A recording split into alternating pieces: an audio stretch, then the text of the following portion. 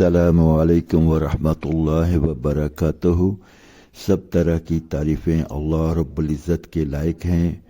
हर ऐब से वो पाक है और हर खूबी का मालिक है, और हर किस्म के दुरूद व सलाम हमेशा हमेशा के लिए अला मुहम्मद व अला आलिही व अज़वाजिही व बनातिही व औलादिही व अस्हाबिही व बारिक वसल्लम। आज हमारी गुफ्तगू का मौजू खलीफा हारून अर रशीद के सुनहरी दौर के एक वाक़े से सबक हासिल करना है। खलीफा हारून अर रशीद के दौर में एक बार बहुत सख्त कहत पड़ गया। इस कहत के असरात समरकंद से लेकर बगदाद तक और कोफा से मराकश तक ज़ाहिर होने लगे। हारून अर रशीद ने इस कहत से निपटने के लिए तमाम तदबीरें आजमा लीं। इसने गल्ले के गोदाम खोल दिए, टैक्स माफ़ कर दिए, पूरी सल्तनत में सरकारी लंगर खाने कायम कर दिए और तमाम उमरा और ताजरों को मुतासरीन की मदद के लिए मुतहर्रिक कर दिया। लेकिन इसके बावजूद आवाम के हालात ठीक न हुए। एक रात हारून अर रशीद शदीद इज़्तिराब में था। इसे नींद नहीं आ रही थी। टेंशन के इस आलम में इसने अपने वज़ीर आज़म याह्या बिन खालिद को तलब किया। याह्या बिन खालिद हारून अर रशीद का उस्ताद भी था। इसने बचपन से बादशाह की तरबियत की थी। हारून अर रशीद ने याह्या बिन खालिद से कहा, उस्ताद मोहतरम, आप मुझे कोई ऐसी कहानी, कोई ऐसी दास्तान सुनाएं जिसे सुनकर मुझे फौरन करार आ जाए। याह्या बिन खालिद मुस्कराया। याह्या बिन खालिद ने खलीफा हारून अर रशीद को एक कहानी सुनाई और उसके बाद अर्ज किया, बादशाह सलामत, कहत कि ये आफत भी अगर ज़मीन से निकली होती तो आप यकीनन इसे रोक लेते। आप बादशाह न बने, फ़कीर बने, ये आफत रुक जाएगी। दुनिया में आफतें दो किस्म की होती हैं, आसमानी मुसीबतें और ज़मीनी आफतें। आसमानी आफत से बचने के लिए अल्लाह रब्बुल इज़्ज़त का राज़ी होना ज़रूरी होता है, जबकि ज़मीनी आफत से बचाव के लिए इंसानों का मुत्तहिद होना, वसाइल का भरपूर इस्तेमाल और हुक्मरानों का इखलास दरकार होता है।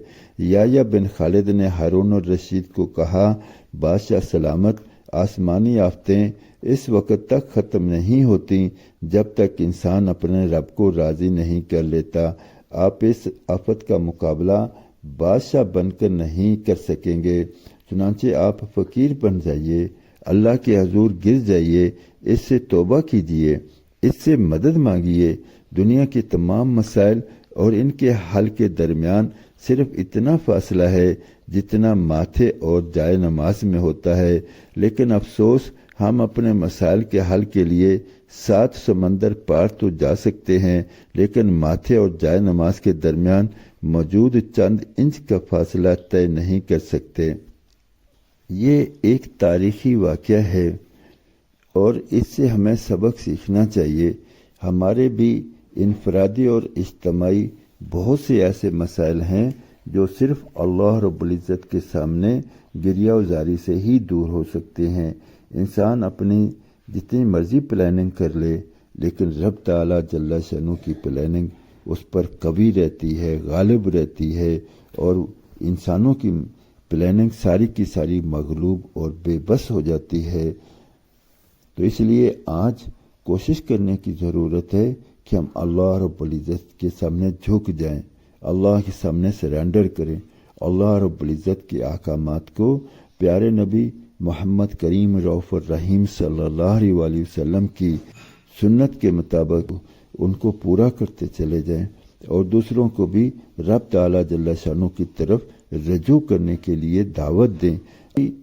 अगर हमारे इज्तिमाई मसाइल हैं तो इज्तिमाई रजू इल्लाह की ज़रूरत है, और जैसा इस वाक़े में बयान किया गया कि सारी के सारी कुव्वतों का मालिक रब ताला जल्ला शानु है, उसी के सामने झुकना है और उसी से इल्तिजाएं करना है। और अगर इनफरादी मसाइल हैं तो इनफरादी तौर पर भी रब ताला जल्ला शानु की मदद के बगैर हम बेबस और मजबूर रहेंगे। इसलिए गुजारिश है कि इन बातों को अपने दोस्त, ahbab, अजीज़ व अकारब तक पहुँचाएँ, انہیں بھی رجوع اللہ کی ترغیب دیں اور رجوع اللہ پیدا کرنے والا بنائیں۔ اب تک کے لیے اتنا ہی، انشاءاللہ ملتے ہیں اگلی ویڈیو میں، تب تک کے لیے اللہ حافظ۔ السلام علیکم ورحمۃ اللہ وبرکاتہ۔